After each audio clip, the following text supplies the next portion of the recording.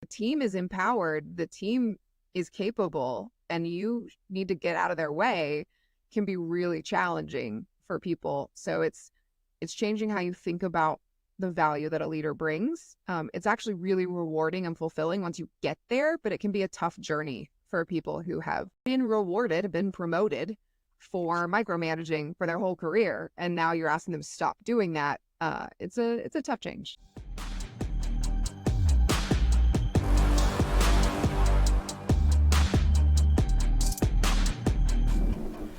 Welcome to the New World Podcast, where we delve into the ever changing and accelerating pace of global change and its impact on our lives. I'm your host, John Paul Flores, broadcasting live from the New World Studio. Today, we're diving into the world of AI and automation. As an enthusiast and expert in lead generation, I will guide you through understanding and leveraging these technologies for your business and for your personal use. And don't forget, AI and automation might be unstoppable forces, but that doesn't mean you are powerless. Tune in to learn how to make them work for you and not the other way around. But first, let's meet our guest. Welcome to the New World Podcast, where we navigate the changing world around us. I'm your host, John Paul Flores, specializing in lead generation and AI automation, here to help you understand how our world is changing and what it means for you. And today we have a special guest joining us, someone who brings a wealth of experience and expertise to the table. She's a trailblazing entrepreneur and visionary in the realm of agile marketing, dedicated to transforming the way marketers operate and empowering teams for success. Andrea Fryrear is the CEO and co-founder of Agile Sherpas, a pioneering force behind the adaptation of agile methodologies in marketing. Andrea's notable achievements include being recognized as one of the top 10 management consultant entrepreneurs in 2023 by Entrepreneur Magazine. Her innovative work with Agile Sherpas has impacted over 2,500 marketers in numerous organizations, helping them transition from a high stress to high performance. Andrea's commitment to continuous improvement led her to publish Mastering Marketing Agility, a seminal work distilling 5 years of agile marketing insights into a revolutionary marketing framework. Andrea, it's a pleasure to have you on the show. Delighted to be here. Thank you for that very flattering introduction. I really tried to make it shorter, but I can't. Was unable to do so. And yeah, before we begin with the in-depth questions, can you give us a quick intro on who Andrea is, what your experiences are, your expertise, and what keeps you busy these days? Sure. Yeah. I'm a marketer by trade. So I spent a lot of time as a content strategist, project manager, search engine optimizer back in the day before I discovered Agile and kind of fell accidentally into entrepreneurship. I really thought I would just be a solo consultant when I went out on my own, but there was so much need and demand for help in process optimization that we had to build a team and build a company. So that's what keeps me busy these days is figuring out how to lead a team, lead a company in a different capacity than I used to. I used to be really client facing and I used to spend a lot of time with my kind of hands on what we do. And now it's kind of enabling the team and empowering the brilliant people around me to do what they do best. So some days that's really fun and some days that's really hard. And yeah, I saw that you have an experience before on being as in a SaaS company. And how did that transition, made you a better leader and better in agile marketing? Yes, that was really where I discovered firsthand what Agile could do. I was seeing our development team there actually excel at their jobs. They were hitting deadlines, they were happy at work, they went home on time, they would release things early, which was a great thing for them. But then the poor marketing team was always behind on our, messaging and our releases to keep up. And so that was kind of the moment that I realized they weren't any smarter or cleverer than the marketing team was. They just had a better process that was supporting them. And so I followed them around like a stressed out puppy dog and figured out what they were doing differently than we were. And then kind of took it back to my team there and said, I know what to do. Let's do this crazy, weird thing called Agile. And they agreed to give it a try. And I really haven't shut up about it since.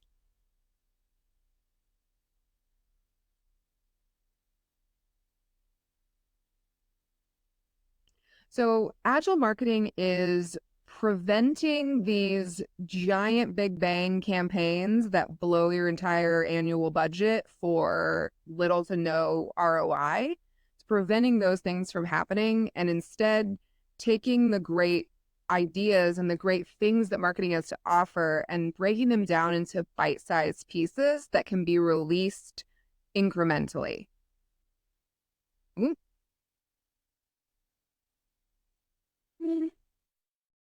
Did hear the end of that, and yeah, it's amazing, But by the way, how do you convince big companies, established companies that are more accustomed to, quarterly, yearly plans and transition to a more agile, fast rollout, and adaptable marketing approach, considering their concerns about potential mistakes that can affect their reputation?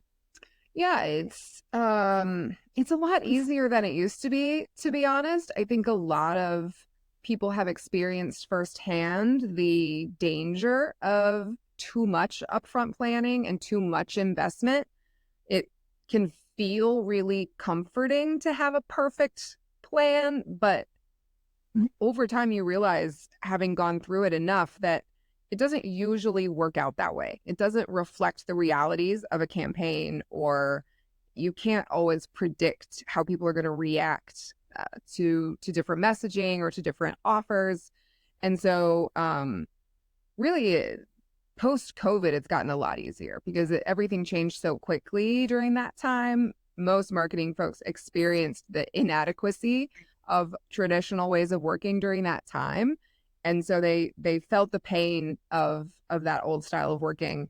But we work with a lot of highly regulated clients in pharma, with some highly regulated clients, and it can actually, releasing more incremental, small chunks of work can actually help with that because there's less risk associated. You can bring those review partners in earlier and more often and take some of those bottlenecks and delays out of the system.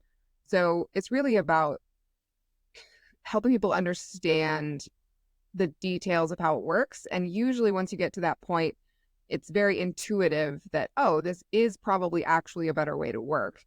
And it's when you get down into the specifics of application where some of the complexity comes back in.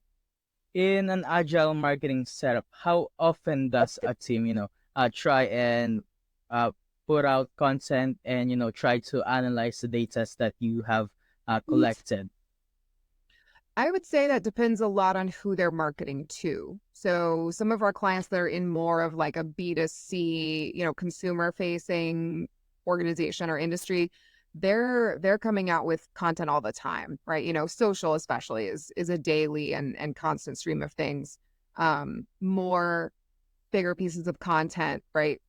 Again, it just depends on who you're marketing to and what their buyer's journey looks like. But in general, I'd say it's like moving from a once a month, once a quarter type release cadence to once a week, right? You're trying to get to communicate with people more often. And there's still definitely those bigger cadences that happen, right? Quarterly planning is still a thing, annual planning is still a thing, but then the execution of those activities, it just speeds up the metabolism of how quickly things get out the door. Do you see more companies adapting to this kind of marketing strategy, especially, since most of the marketing advertising things right now is more digital than physical? Yeah, it's absolutely easier to do in a digital environment, and that is pushing more and more people into this style of work. I think the interesting thing at this point is that, kind of like how almost all software developers are agile in some form or fashion. They might not be great at it, but they're using it mostly. I think we're heading toward that as well for other types of knowledge work. People are just getting accustomed to moving faster, releasing more often, smaller and more iterative campaigns. So I think it's becoming more widely adopted, even if people don't call it agile, or maybe they don't do everything that they could be doing to make it the best possible. But everyone's getting accustomed to this style of moving faster. And some people, especially teams that are used to doing the more long-term planning, do you see them right now? If they try to use agile marketing, they stop overthinking. Sometimes that one takes a while to let go of this need for perfection and this need to have everything figured out before things can go out. Those habits can take a while to break, but once you get into that rhythm and you start to see how much faster you learn, how much better response you get from your audiences and your prospects, then it's a snowball effect from there. Awesome. And I also saw that you have a remarketing framework. Can you give us a quick intro on what that is? Yeah, we, over time working with hundreds of marketers realized that there were some gaps in the agile frameworks that were developed for software developers. And so remarketing is our interpretation of agile frameworks and how marketers need to tweak them to work in their context. So a lot of it will look familiar to people who have worked in an agile environment before. Daily meetings, right? Daily stand-up type meetings. Um, some teams work in sprints in a remarketing framework. Others work in more continuous flow, more like a Kanban style. The biggest difference when we implement remarketing with our clients is we have a intermediate layer called a strategy group, which is a connection point between an agile execution team who's got a backlog and has stand-ups and does the work day in and day out, and then kind of like a high-level executive leadership team. And the strategy group is there to act as a filter, both between that executive leadership's vision and what the team is doing day to day. But they also, because marketing is so service oriented, we work with a lot of people inside an organization that need stuff from us all the time. The strategy group filters those requests as well. So when sales needs something and is like, I really need this deck and I need it yesterday, drop everything and help me, the team doesn't have to drop everything and negotiate with that person. The strategy group is there to say, I hear you. However, like, here's what's going to have to be deprioritized or put on hold to make this deadline that you've just told us about 5 minutes ago. And then they can make a strategic decision about whether that's the right thing to do before that work makes it to the team and derails everything that they're working on. And so that's one of the biggest, like I said, differences in a remarketing model, which is there for the fact that marketers are so service oriented and internally facing. No, I've worked with some companies, especially with the marketing ones, the SEO, and yeah, I see that there's already a filter from who you talk to. Especially, you can't talk with the team members. They just say to you, "Hey, this is the Slack. Here's where you make your requests. We try and coordinate with you, and we coordinate them on the team, and then we get back at you." Yeah, I think it's very important. For other industries, not just marketing, do you also think something like this would be important, and how would they go about and employ something like this? Yeah, I think it is important for almost any role that's really, a doer, somebody that's responsible for executing work. They shouldn't also have to try and constantly negotiate because we all want to be good colleagues and good peers. And so our tendency is to say yes to whatever comes our way. But actually, that's really counterproductive because now I'm working on 20 things that I said yes to because I wanted to be nice instead of the two things that I really should be focused on to be great at my job, to help the organization and really move the needle on why I was hired in the first place. And that happens to everybody, not just marketers. And so having the ability to have a filtering mechanism in place, I think all knowledge workers need it. It's just going to look a little different depending on where you are in the organization. That's awesome. And also, by the way, I saw that you have a book. I see that you have two books, but let's focus on, I think, the first one, Mastering Marketing Agility. How did you come about writing that? And is that where you developed the remarketing framework? Yeah, that's where remarketing originated from.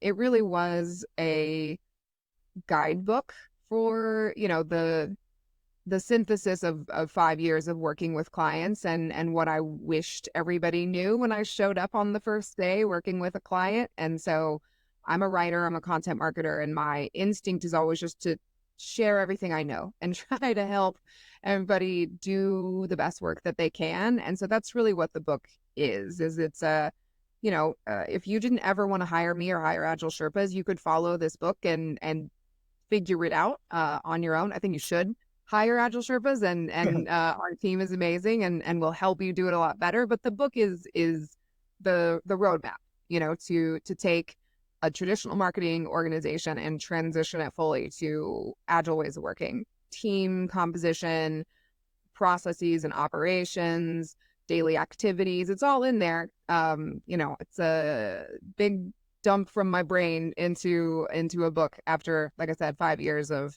being in the trenches with clients. That's that's a new book on my read list. And also, are you more is Agile Sherpas more on the training marketing teams, or also do you serve as a marketing team to some companies? We are not like marketers ourselves. Everybody on the team comes from a marketing background, so they have worked on a marketing team in the past, but we don't like do agency work, right? We're not going to write your emails or do SEO for you or any of those things. We're there to help make sure all the work you are doing is done better, right? More effective, more efficient, less waste, fewer silos. So we're sort of behind the scenes consultants. The I like to say that when you fix your process, when you fix your operations, and that's where we focus, all the work gets better. It's all flowing through the same process, and it's all going to get better if you spend time improving the process. So that's what we do is we work with existing teams as opposed to being a staff augmentation or an agency. That's really interesting. And what's the main obstacles that you see marketing teams face when they're trying to switch from a more traditional side of marketing to agile marketing? It's that age-old problem of we're too busy to improve. Everybody is really overwhelmed. I think especially right now, there's a lot of emphasis on do more with less. The expectations keep rising, but the head count doesn't improve, to meet those expectations. And so people are stretched really thin, and it's hard to ask them to learn a new process, change the way they work day in and day out. And the ironic thing is, if they do it, they get so much time back, right? A good agile system is going to free you up to give you so much more time to actually do your work. So you're not doing 7 hours of meetings and then trying to squeeze your whole job into, 2 hours on either side of the day. But that's really a difficult ask for people when they're really, really busy, is to take time out to improve processes. I think another one is just people misunderstand. Agile can feel really obvious in some ways, but then once you start getting into it and thinking about how it's actually going to apply to the work that you do, people can get mental blocks about it, right? Like, oh, we have really specialized roles and we can't share the work amongst our team. And so there's no way we could be an agile team, but you can, right? There's a way to do it. And that's why there are coaches and consultants who have seen this work in 500 different ways, and they can tell you, where you fall on this spectrum. But I think it's that disconnect between the idea and the application that can trip people up as well. I think they think it's more work since there's more execution involved on a micro level than just one quarterly we do this, we do that, and not like, constantly improving. Yeah. Yeah. And, when you tell people, I need you to meet every day for 15 minutes, that sounds like a lot, but you should be able to cut out every status meeting from your calendar, right? With that one little stand-up meeting, you should get back tons of time. But it's a little bit like, oh, I'll believe it when I see it. And people are skeptical. about it. And how long, on average, does a team take to actually be able to implement agile marketing into their own methods? If you're looking at just sort of an existing team, we have like a 90-day jumpstart program that'll take you from, kind of where you are now to fully agile. And so that for a single discrete team, you can do it pretty quickly. A few sprints, 90 days, you're going to see results. For a full organizational transformation, which we do for clients regularly, that's a year, 18 months. That's much longer because you're into now team composition changes, right? We're changing the way that we have grouped people so that it can be more customer centric. The planning cycles will have to change. The leadership approaches will have to change to much more, serve and empower as opposed to command and control. That's not something that happens overnight. So if it's a single team, it can be pretty fast. Once you get into multiple teams, you've increased the complexity and you're changing a whole system now. And that takes a lot longer. Yeah, because if you're a big company, you can't just have an agile marketing and your software team is doing something else, your billing team is doing something else. Yeah, eventually it does have to spread out even farther. And that's, for a lot of those kinds of organizations, marketing has become the bottleneck to customer value because you have an agile product development or software development team that's going really fast. And then nobody can hear about it fast enough because your marketers are too slow and traditional.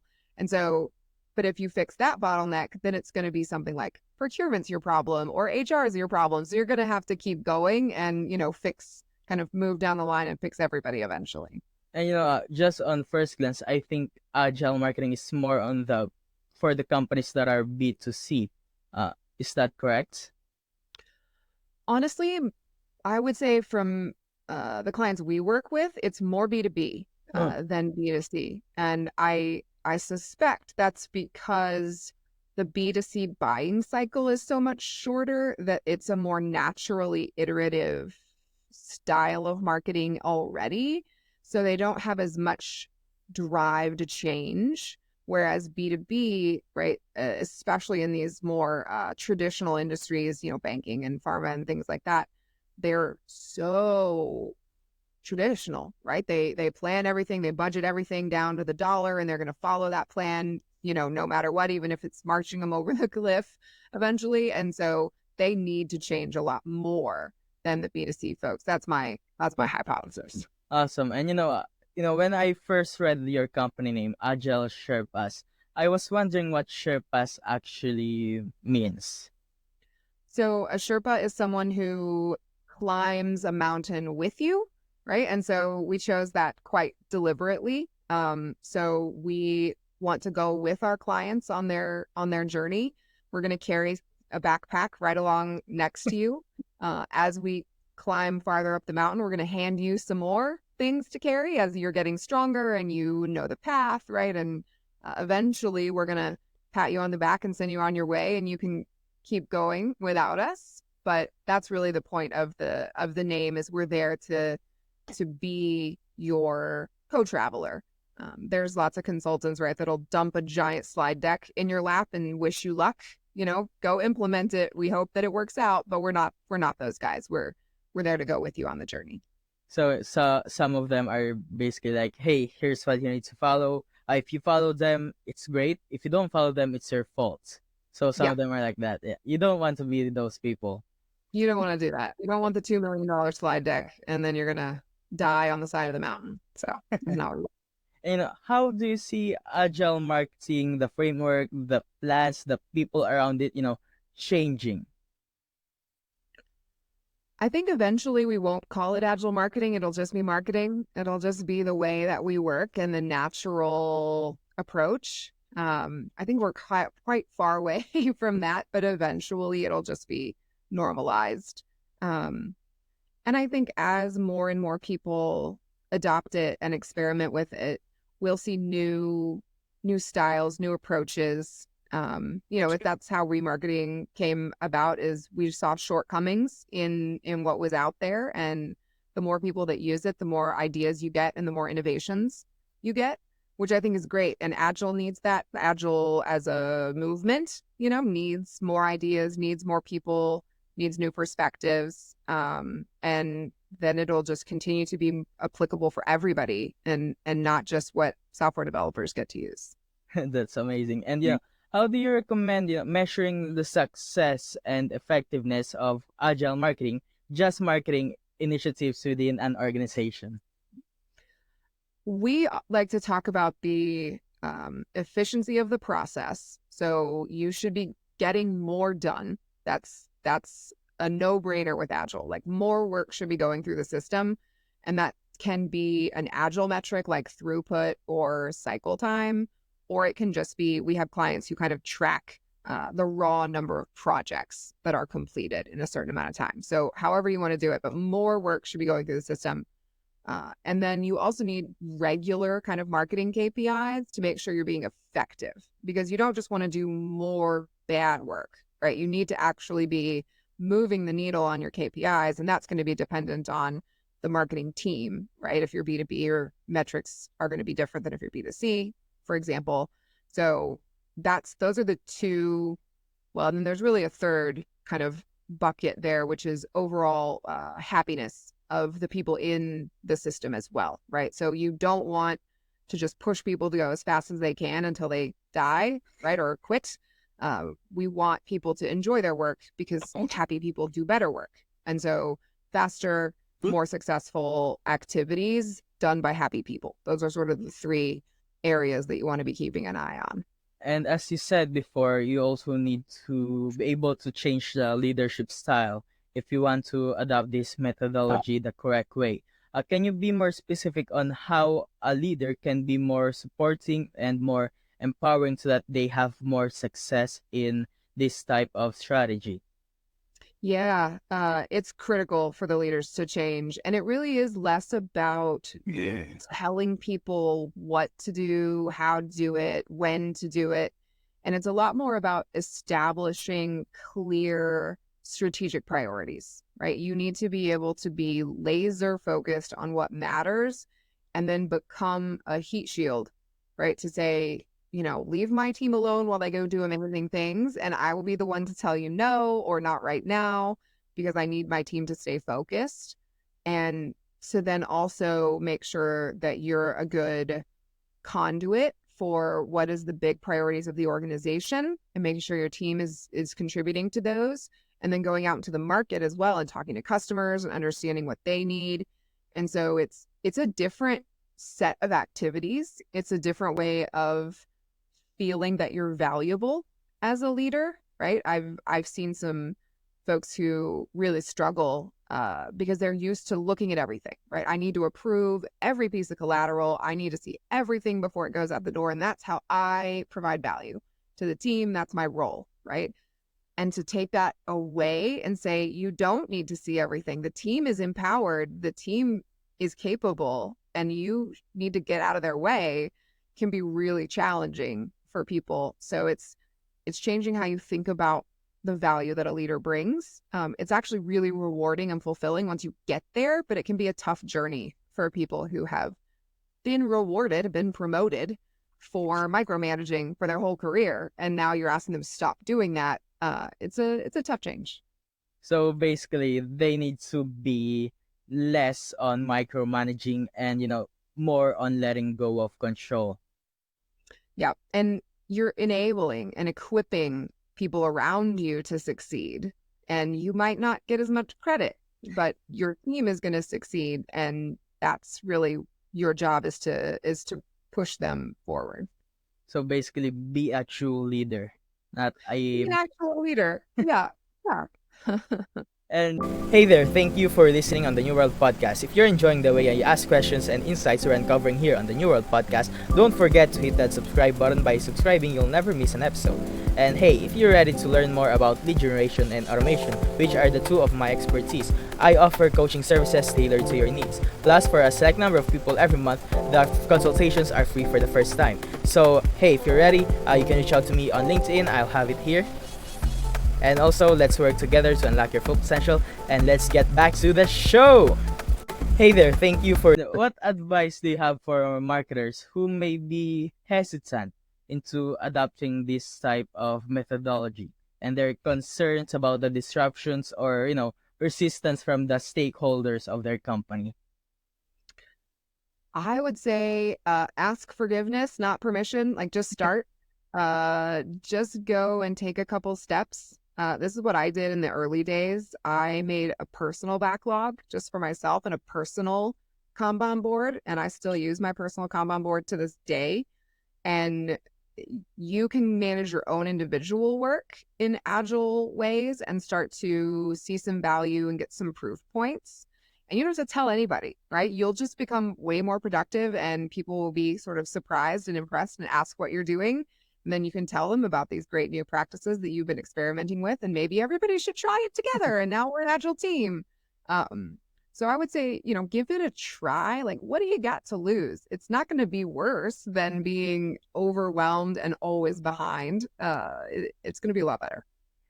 On your point on the Kanban board, that's where I struck home. I have a Kanban board. I think it was last January. So basically, got addicted to having a Kanban board on my workflow.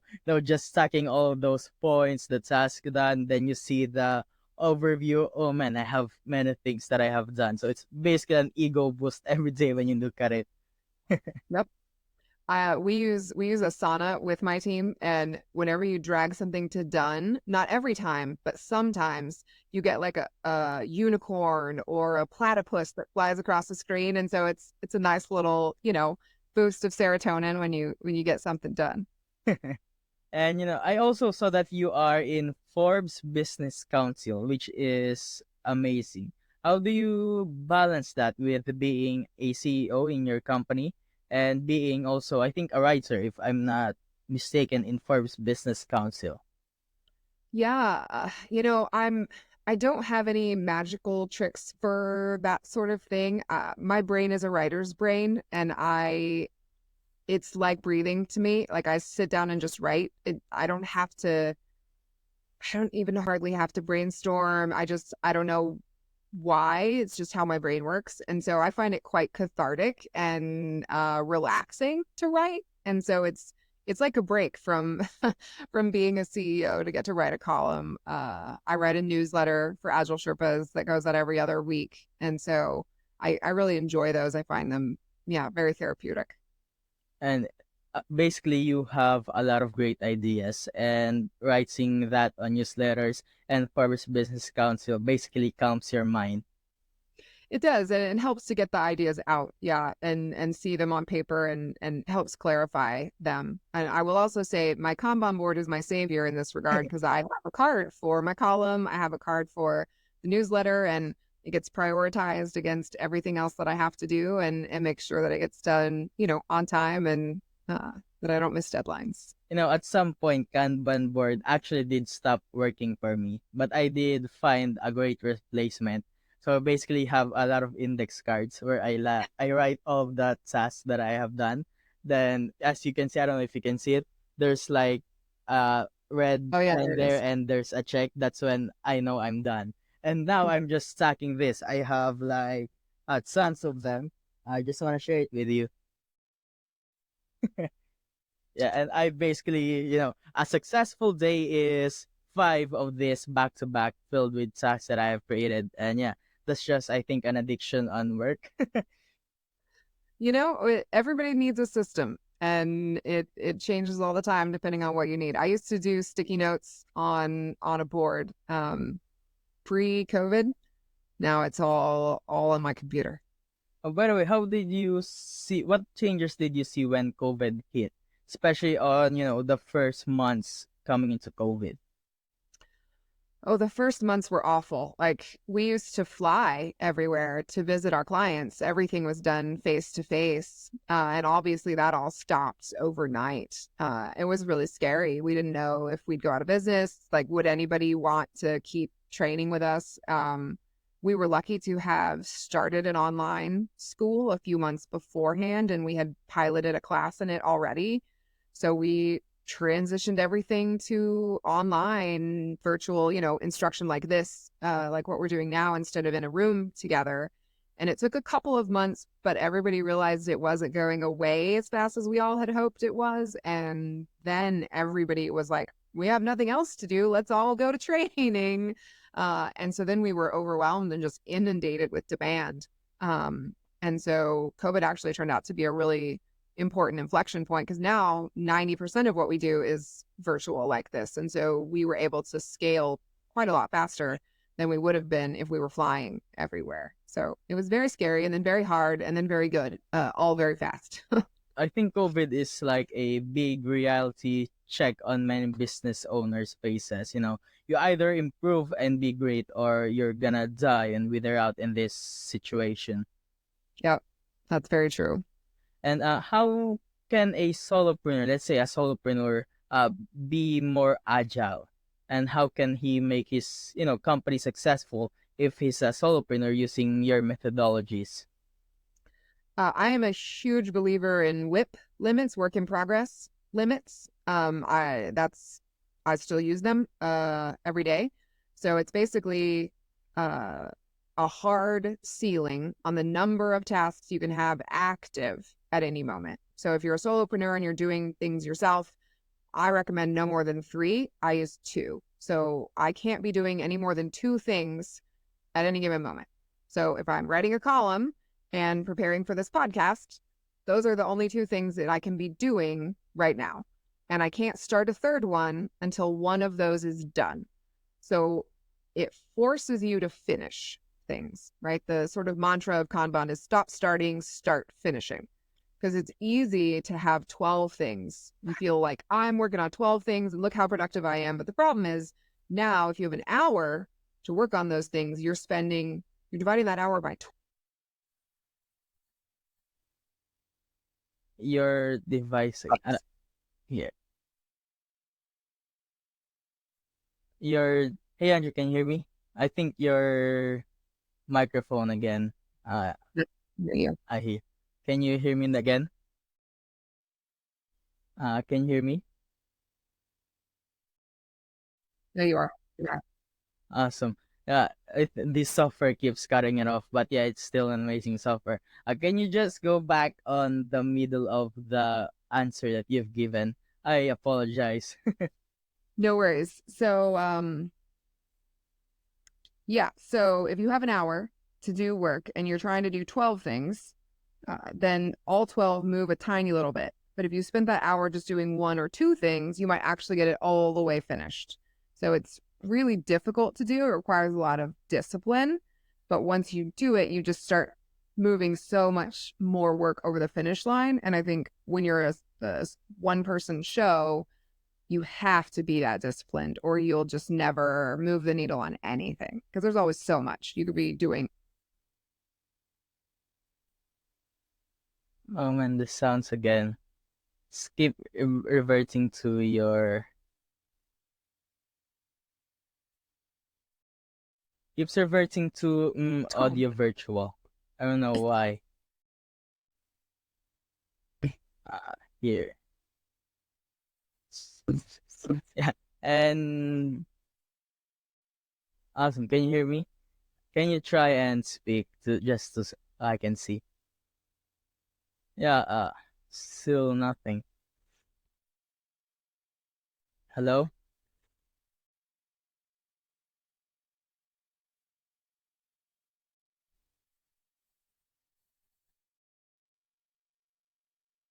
Yeah. Yeah, there it is. But Yeah, we're back. yeah, so for solopreneurs, they need to basically focus on 2 to 3 main things, as you Yep. said. I think that's one thing that I like on my method on the index cards, where I have this, first 5 things. It's not true because I just basically brainstorm and write out tasks that I need to do. Then basically, as I check out all of them, something pops up in my mind and I write it down on the next one. Yeah, I like a backlog for a similar reason. And then anything I think of that needs to be done goes into that backlog. And then every Monday I prioritize So it's what needs to be done this week. Okay, then what needs to be done today, then what needs to be done right now. So it's all about focus, right? And ruthless prioritization. That's awesome. And as we're nearing the end of the podcast, do you have last insights for people in terms of managing their teams or their marketing? I would say people are smarter than you think. People are more capable than we think. And it's really just about creating the right conditions for them to succeed. And most of the time, you'll be very pleasantly surprised. That's awesome. And you, as you said, you have a online school for leadership. Uh, for solopreneurs, which one of those courses or programs would you basically suggest?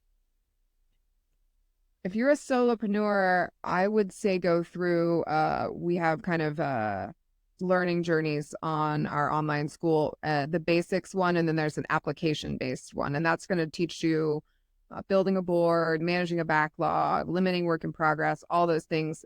We have a bunch of 15-minute micro learnings, right? I would say focus on those really tactical ones so that you can get some quick wins. And then you'll be hooked and you'll want to go through the other ones. And what about for a small team? Let's say 3 to 10 people.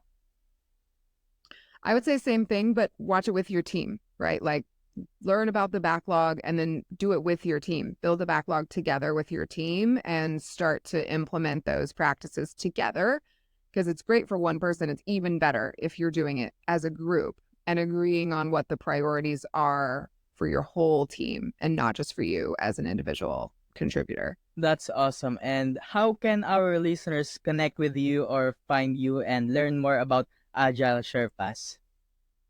I have a very weird name, so I'm easy to find. I'm at Andrea Fryrear just about anywhere. Nobody else tries to take that handle from me. And agileSherpas.com, we have tons of free resources, quick start guide, free classes. I would say it's a great place to start. Awesome. And yeah, I saw that you have a lot of quick start guides, by the way. Just a follow-up questions. How did you see it improves in terms of, your relationship with your customers when you start having those quick start guides? Well, I mean, by the time we talk to people in sales conversations, they feel like they know us, right? They feel like they've been in conversations with me and the teams through our blogs, through our content, through interviews like this one. So yeah, being able to have content go out into the world for you and educate customers, I think it's the best way to do sales and marketing. And also builds instant trust, I think it's especially important these days. And yeah, thank you, Andrea, for sharing your wealth of knowledge with us today. It really is amazing. And to, your expertise is amazing. The Forbes Council, you've even been mentioned on Entrepreneur Times. When I looked at the publisher, actually the first one, which is amazing.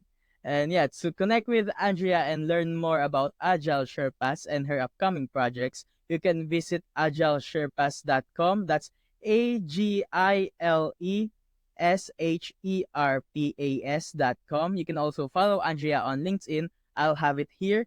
And to stay updated on her insights and contributions to the field of agile marketing, she does a lot of podcasts like this. And thank you, by the way, for being on the podcast. Happy to be here.